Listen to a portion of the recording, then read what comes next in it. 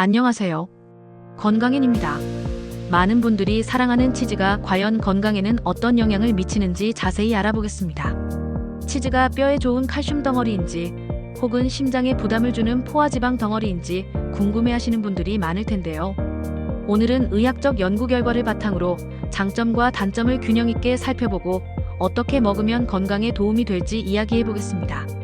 전문의로서 중립적인 시각으로 하나씩 풀어드릴 테니 편하게 들어주세요. 먼저 치즈란 무엇인지 간단히 짚어볼까요? 치즈는 우유의 영양분을 응고 발효시킨 식품으로 쉽게 말해 우유를 농축해 단백질과 지방, 무기질 등을 응축한 고밀도 영양식품입니다. 예를 들어 우유 한 컵에 칼슘이 200mg 정도 들어있다면 치즈는 종류에 따라 백지당 500mg 이상의 칼슘을 함유하기도 합니다. 이처럼 치즈 한 조각만으로도 칼슘 보충에는 큰 도움이 될 수 있죠. 치즈는 단백질도 풍부합니다. 얇은 치즈 한 장에는 단백질이 대략 7g 정도 들어있는데 이는 열량 대비 단백질 함유 비율이 꽤 높은 편입니다. 단백질은 근육과 조직을 만들고 회복하는 데 필수적이므로 성장기 아이들이나 단백질 섭취가 부족하기 쉬운 노인들에게 도움이 됩니다. 또한 비타민 어와 비군 비타민, 인, 아연 같은 무기질도 풍부해 전반적인 영양 공급원 역할을 합니다. 특히 비타민 B12는 동물성 식품에만 존재하기 때문에 채식 위주의 식사를 하는 분들에게는 치즈가 유용한 공급원이 될 수 있습니다. 치즈가 발효식품이라는 점도 주목할 만합니다. 치즈를 만드는 과정에서 유산균, 즉 프로바이오틱스가 작용하여 장 건강에 도움을 줄 가능성이 있습니다. 숙성 치즈 중에는 유익균과 함께 비타민 K 같은 영양소도 풍부하게 함유된 경우가 있는데 이런 성분들이 장이나 혈관 건강에 기여할 수 있다는 의견이 있습니다. 치즈마다 발효균주의 종류와 함량이 다르며 발효 후 살균 처리로 유산균이 일부 제거될 수도 있지만 발효 과정에서 생성된 이로운 물질들은 남아있을 것으로 보입니다. 일부 치즈에서 발견되는 펩타이드 성분은 혈압을 낮추는 데 유익하다는 연구도 있으니 단순한 고지방 음식이 아니라 발효식품의 장점을 갖고 있다는 점도 기억하면 좋겠습니다. 그럼 본격적으로 치즈의 건강상 장점을 구체적으로 살펴봅시다. 첫째, 뼈와 치아 건강에 큰 이점이 있습니다. 치즈에는 칼슘이 풍부해 골다공증을 예방하고 뼈를 튼튼하게 유지하는 데 필수적인 역할을 합니다. 여기에 인과 단백질이 함께 들어있어 칼슘과 시너지 효과를 내며 뼈 형성에 도움이 되죠. 치아 건강에도 좋은 영향을 미치는데 치즈가 입안의 산도를 중성에 가깝게 맞춰주고 침 분비를 촉진해 충치 예방에 기여한다는 보고가 있습니다. 또한 치즈에 함유된 비타민 K도 주목해야 합니다. K는 칼슘이 뼈로 가는 길을 열어주고 혈관에 쌓이지 않도록 돕는 중요한 비타민입니다. 칼슘 섭취가 충분하더라도 K가 부족하면 혈관벽에 칼슘이 침착돼 석회화를 일으킬 수 있는데 숙성 치즈를 자주 먹는 지역에서 심혈관 질환 발병률이 비교적 낮은 현상을 이 비타민 K 덕분으로 설명하는 견해도 있습니다. 고다나 에멘탈 같은 치즈가 이에 해당하며 단지 칼로리와 나트륨 함량이 높으니 적당히 드시는 것이 중요합니다. 둘째, 심장 건강과 대사 측면에서 긍정적인 면도 있습니다. 치즈에 포화지방이 많다는 이유로 심장병 위험을 우려하는 분들이 많지만 최근 일부 연구에서는 적정량의 치즈 섭취가 심혈관 건강을 심각하게 해치지 않거나 오히려 도움이 될 수 있다는 결과가 나옵니다. 하루에 약 40지 정도 치즈를 먹는 그룹이 심장병과 뇌졸중 위험이 가장 낮았다는 메타 분석 결과도 있는데 이는 슬라이스 치즈 2장 안팎의 양에 해당합니다. 치즈의 칼슘과 단백질, 발효산물 등이 포화지방의 부정적 효과를 상쇄한다는 가설도 있죠. 덴마크에서 진행된 한 실험에서는 동일한 양의 지방을 버터로 먹었을 때와 치즈로 먹었을 때 LDL 콜레스테롤 변화를 비교했는데 버터를 먹는 동안에는 LDL 수치가 오르고 치즈를 먹는 동안에는 오르지 않았다는 결과가 나왔습니다. 연구진은 치즈의 풍부한 칼슘이 지방 흡수를 일부 방해하고 단백질과 발효 과정에서 생긴 성분들이 버터의 지방과 다르게 작용한 것으로 해석했습니다.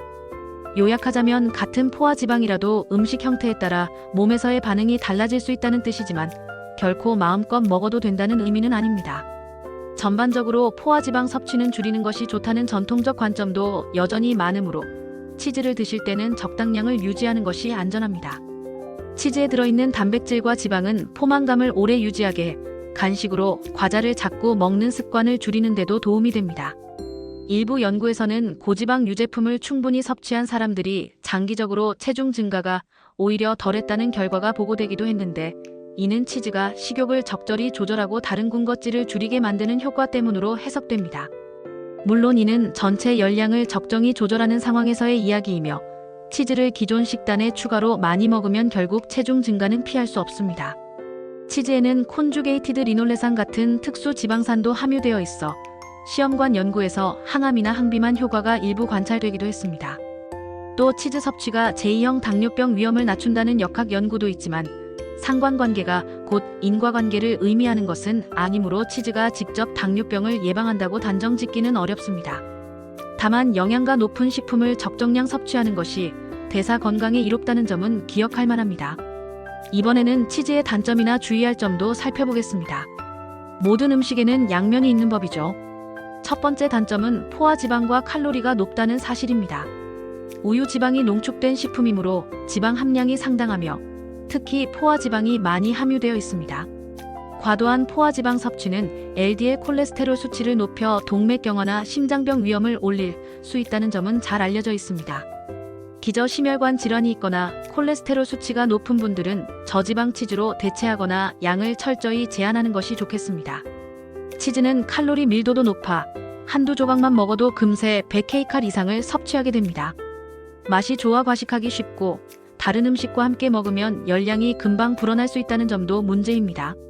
체중 관리가 필요한 분들은 치즈를 완전히 끊기보다는 하루나 일주일 단위로 섭취량을 정해두고 지키는 방식을 추천합니다. 풍미가 강한 치즈를 소량 이용해도 충분히 맛을 낼 수 있고, 파마산 치즈처럼 짠맛과 감칠맛이 강한 치즈를 갈아 뿌리면 적은 양으로도 만족감을 높일 수 있습니다. 두 번째 단점은 나트륨 함량이 높다는 점입니다. 치즈는 제조 및 숙성 과정에서 소금을 사용하기 때문에 일반적으로 꽤 짭니다. 특히 블루치즈, 파마산 치즈, 페타 치즈 등은 나트륨 함량이 매우 높은 편에 속하죠. 고혈압 환자나 짠 음식을 피해야 하는 분들은 저염 치즈를 택하거나 섭취량을 제한해야 합니다. 에멘탈처럼 상대적으로 염분이 낮은 치즈를 소량 섭취하는 것이 대안이 될 수 있습니다. 세 번째로 유당불내증이나 알레르기가 있는 분들은 주의가 필요합니다. 유당불내증이 있는 분들도 숙성 과정에서 유당이 대부분 분해된 단단한 치즈는 대체로 괜찮은 경우가 많습니다. 반면 모짜렐라나 크림치즈처럼 숙성 기간이 짧은 치즈는 유당이 남아있어 증상을 유발할 수 있으니 주의해야 합니다. 우유 단백질 알레르기가 있는 분들은 미량의 유단백에도 반응할 수 있으므로 치즈를 피하는 것이 안전합니다. 또한 오래 숙성된 치즈에 많이 포함된 티라민이라는 물질은 편두통을 유발할 수 있어 두통이 잦은 분들은 숙성 기간이 긴 치즈를 피하는 것이 좋습니다. 임산부나 면역력이 약한 분들은 살균되지 않은 생치즈를 조심해야 한다는 점도 체크하셔야 합니다. 치즈와 만성질환의 관련성은 연구에 따라 결과가 다소 엇갈립니다. 전립선암의 경우 치즈를 비롯한 유제품을 많이 섭취하는 남성에서 위험이 증가했다는 보고가 있는가 하면 대장암에서는 칼슘 효과로 인해 유제품 섭취가 위험을 낮춘다는 결과도 있습니다. 하나의 결론으로 정리되진 않았으나 적당량 섭취는 큰 문제가 없더라도 너무 많이 먹는 것은 잠재적 위험이 될 수 있다는 정도로 이해하시면 됩니다. 이런 이유로 일부 건강식단에서는 치즈 섭취를 엄격히 제한하기도 합니다. 예를 들어 어떤 식단에서는 치즈를 일주일에 한 번 이하로만 먹도록 권장하며, 다른 건강식단들 역시 나트륨과 지방 함량이 높은 치즈 섭취를 최소화하라고 조언하기도 하죠. 반면 프랑스나 지중해 국가들에서는 치즈를 일상적으로 즐기면서도 건강을 유지하는 모습을 볼 수 있는데, 이들의 식습관은 주로 치즈를 소량씩 먹는 데 방점이 찍혀 있습니다. 식사 후 디저트로 치즈 한두 점을 먹거나 와인 안주로 조금씩 곁들이는 정도면 크게 해롭지 않지만, 치즈로 끼니를 대신하거나 치즈가 듬뿍 들어간 패스트푸드를 즐겨 먹으면 문제로 이어질 수밖에 없습니다. 그렇다면 치즈를 건강하게 즐기기 위한 팁을 정리해 볼까요? 첫째, 양 조절이 핵심입니다. 하루에 치즈를 40g 안팎으로 제한하는 것을 권합니다. 연구에서도 이 정도 선에서 심장병과 뇌졸중 위험이 가장 낮은 것으로 나타났고, 그 이상 섭취한다고 해서 이득이 더 커지지는 않았습니다.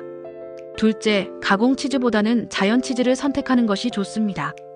자연 치즈는 100% 우유를 원료로 하여 발효시킨 것이고, 가공 치즈는 유화제 등 첨가물이 들어갈 수 있어 나트륨 함량이 더 높은 경우가 많습니다.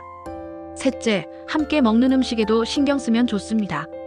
치즈만 먹기보다 과일이나 견과류, 채소 등과 곁들이면 영양 균형이 좋아지고 과식을 줄이는 데도 도움이 됩니다.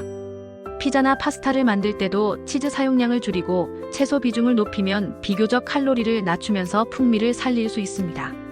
정리해보면 치즈는 칼슘과 단백질, 여러 미네랄과 비타민을 고농도로 함유한 식품으로서 뼈 건강과 근육 유지에 도움을 주고 적당량 섭취 시 심혈관 건강에도 나쁘지 않을 수 있습니다. 동시에 포화 지방과 나트륨이 많아서 과도하게 먹으면 LDL 콜레스테롤 증가나 혈압 상승을 일으키는 위험이 있으니 주의가 필요합니다.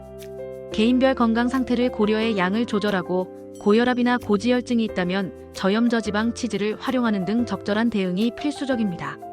제가 환자분들께 자주 말씀드리는 것이 있습니다. 특정 음식 하나가 모든 건강을 좌우하지 않는다는 점입니다. 전체 식습관과 생활습관이 훨씬 중요합니다. 치즈 역시 마찬가지예요. 치즈를 전혀 먹지 않는 것과 매일 과다 섭취하는 극단 사이에서 적당한 범위를 지키며 다른 식품군과 골고루 즐기는 것이 가장 바람직합니다. 치즈를 지나치게 두려워하거나 만병통치약처럼 맹신하지 말고 그 특성과 작용 원리를 이해하면서 현명하게 식탁에 올리시면 맛과 영양을 동시에 챙길 수 있을 것입니다. 오늘은 치즈와 건강에 대해 함께 살펴보았습니다. 도움이 되셨기를 바라며 앞으로도 의학적 근거를 바탕으로 한 건강 정보를 쉽고 재미있게 전해드리겠습니다. 시청해주셔서 감사하고요. 저는 다음 시간에 다시 찾아뵙겠습니다. 감사합니다.